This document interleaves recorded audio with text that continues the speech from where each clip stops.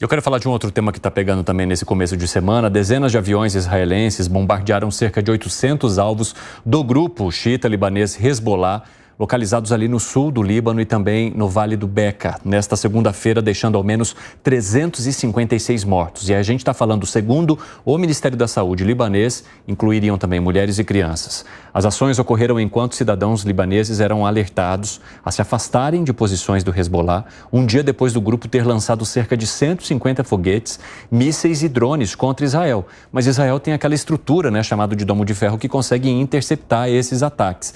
E aí as informações que temos até agora é de que, segundo as agências de telecomunicações do Líbano, várias ligações, ou houve a tentativa de várias ligações também vindas do governo israelense, avisando as pessoas que estão nesses locais onde os ataques aconteceriam para que elas deixem esses locais. Mensagens também foram enviadas para aparelho celular, enfim. De alguma forma, o governo israelense avisando essas pessoas, colocando vários pontos que seriam atacados, mas sem determinar de que maneira ou quando esses pontos seriam atacados. Então, assim, olha, vocês estão aí, a qualquer momento isso pode acontecer. As famílias que não estiverem envolvidas com o Hezbollah, é bom vocês deixarem esses locais para evitar algum tipo de problema mais grave ou, né, que essas pessoas sejam atingidas, mulheres e crianças principalmente, por esses foguetes. Agora, como é que vocês avaliam essa tensão que começa a escalar cada vez mais envolvendo a faixa de Gaza num primeiro momento e agora de maneira mais intensa também o próprio Líbano e esse grupo que é também o grupo conhecido como grupo terrorista,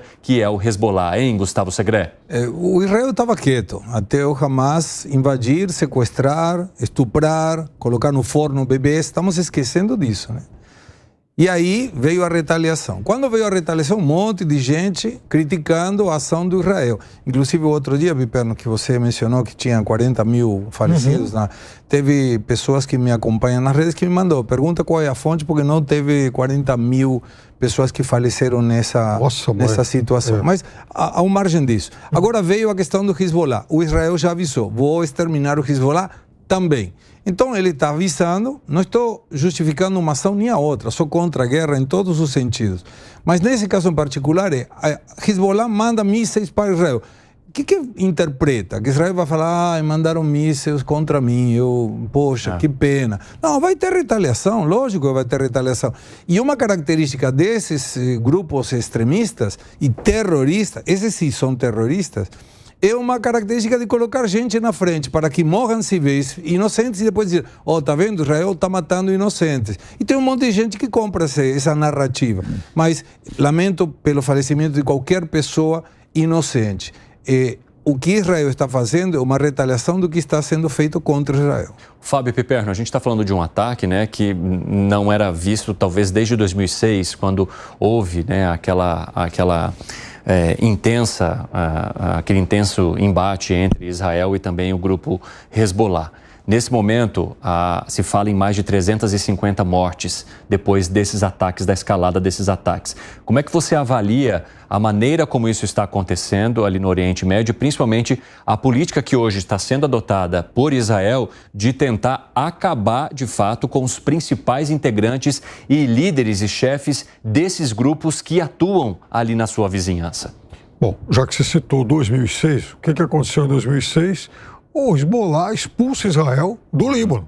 Isso é um fato histórico nos muitos conflitos que aconteceram na região, né? Israel é indiscutivelmente a maior força, mas Israel não conseguiu se manter no Líbano. Ele ocupava o Líbano, né? Ocupava um outro país. Isso é muito importante. Israel tem, para mim, como grande ativo na região, já falei isso muitas vezes, o fato de ser, de verdade, a única democracia da região. Isso é um motivo de orgulho para a população de Israel. Porém, Israel vai alargando a sua ocupação, por exemplo, lá na Cisjordânia, uma região palestina, mas Israel vai implantando colônias lá, levando mais cidadãos do seu país para morar lá, em territórios que, em princípio, não lhe caberiam. Israel já fez algo parecido também na faixa de Gaza. O palestino que mora em Gaza, por exemplo, ele não tem saída. Se ele quiser ir embora para o norte, tem a fronteira com o Egito. Leste, sul, Israel. Se ele quiser sair pelo lado, o mar. Só que ele não pode também, porque, enfim, os palestinos eles não podem construir um porto. Então, isso é, digamos, um grande campo de concentração, né? Isso tem que ser dito. E então, é óbvio que o Hamas é um grupo terrorista que perpetrou um atentado cruel. Todo mundo já falou sobre isso. Isso é fato. Mas é verdade também que Israel ocupava indevidamente, sempre ocupou nessas últimas décadas, territórios que não deveriam lhe pertencer. Agora, do ponto de vista militar, muda agora a estratégia, por exemplo, em relação a 2006. Provavelmente não vai tentar mais entrar por terra, porque sabe do risco que as suas tropas correriam. Então, manda mísseis, ataques aéreos e tal, porque aí sim a vulnerabilidade lá do Hezbollah é maior. Lembrando que o Hezbollah é um grupo que faz parte da disputa política no Líbano. Ele é, no Líbano, um partido político também. Sim. Ele é votado, ele elege representantes, ele faz parte de governos. Ou seja, dentro do Líbano, um país independente é um grupo de atuação permitida e legal. Agora, o Alangani, a gente está falando de dois grupos, né, que é o Hamas e o Hezbollah, que, segundo as informações, são mantidos hoje pelo Irã. E agora Israel lançando, num primeiro momento, um contra-ataque contra o Hamas, né, um contra-ataque ao Hamas diante daquela invasão que aconteceu lá atrás e que a gente tanto cobriu aqui, que matou milhares de pessoas. E nesse momento agora também fazendo uma ofensiva contra o Hezbollah, ali no Líbano. A gente viu ataques que envolveram os pagers que explodiram, que Israel acabou não assumindo, mas as informações, né, vão levando para esse caminho.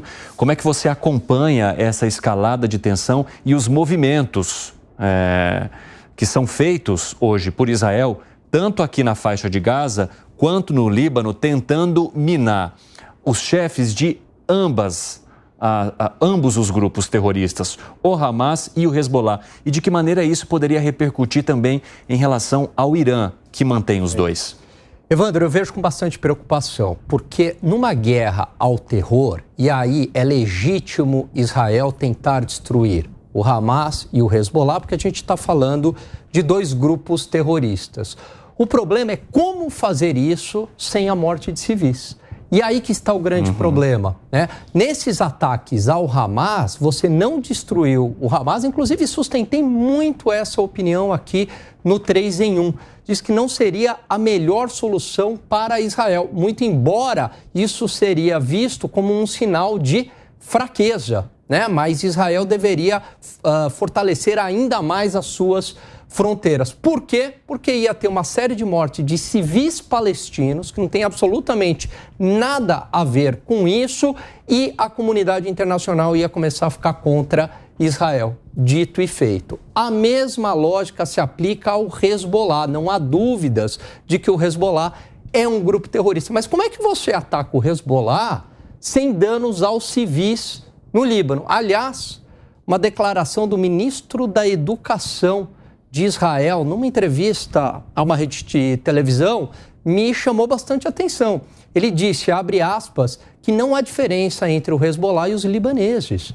Então isso é praticamente uma declaração de guerra à população civil do Líbano. Que, de novo, você tem criança, você tem idosos, você tem gente lá, são seres humanos como nós. Que não tem absolutamente nada a ver com isso. Então, essa escalada com mortes de civis, e eu entendo que é uma guerra assimétrica e injusta, porque você está lutando contra um grupo terrorista que tem, né, todas as ilegalidades, arbitrariedades, crueldades, podem fazer o que quiser. Israel não, é um Estado democrático que tem que seguir algumas leis. Mas como fazer isso sem o dano a civis? Este que é o grande problema. Esses civis não tem nada a ver com isso. E uma escalada pode levar o Irã num confronto. E aí o mundo mudou. Não é trivial uma guerra com o Irã. Não, o Irã não é um ator pequeno. Veja que no próprio Estados Unidos existem aqueles americanos mais neocons, mais pró-guerra, que gostariam de uma invasão no Irã, mas muitos entendem que uma invasão terrestre ao Irã, mesmo com participação de Israel, seria algo muito complicado. O Irã é um país com uma força armada, estou falando de guerra convencional, sem armamento nuclear, mas com exército bem equipado, com bom relacionamento com China, com bom relacionamento com Rússia, e a mexer nesse tabuleiro geopolítico. Não é uma questão trivial. Ô Piperno, só para a gente arrematar aqui, você acredita que o fato de Israel estar lidando hoje com duas facções praticamente, né, com dois grupos terroristas, dificultaria qualquer tipo de negociação e aí não haveria outro caminho se não coordenar ataques que possam dizimar esses chefes, esses líderes desses grupos? Eu acho que, veja, a gente também tem que, embora Hamas e Hezbollah sejam grupos que, né, tenham, digamos, pensamentos não muito, enfim, diferentes, e os dois sejam, de alguma forma, patrocinados pelo Irã, há que se fazer uma diferenciação nisso, né? Porque o Hezbollah, ele faz parte do governo de um país independente. É uma outra situação, um país livre.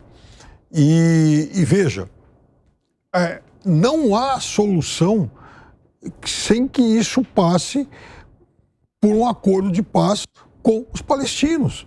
É evidente que se não houver uma solução que encaminhe, enfim, esse desfecho para dois estados, de tempos em tempos a gente vai ficar noticiando esse tipo de coisa. Não há outro caminho, não há outra solução. Agora, o problema pode piorar, sim. Porque se antes era um problema restrito entre Israel e palestinos, eventualmente o Hezbollah, uma parte do Líbano, né? As guerras naquelas fronteiras, o fato é que a presença do Irã é um complicador e tanto. O Irã é um país com mais de 70 milhões de habitantes, o Irã é um país próximo de dominar o ciclo de energia atômica. O Irã hoje é um país que se especializou, inclusive, no desenvolvimento de drones que são utilizados aí em guerras. A Rússia está comprando drone iraniano. Então, veja, a simples possibilidade de que o Irã entre em um conflito como esse tornaria tudo isso muito mais imponderável.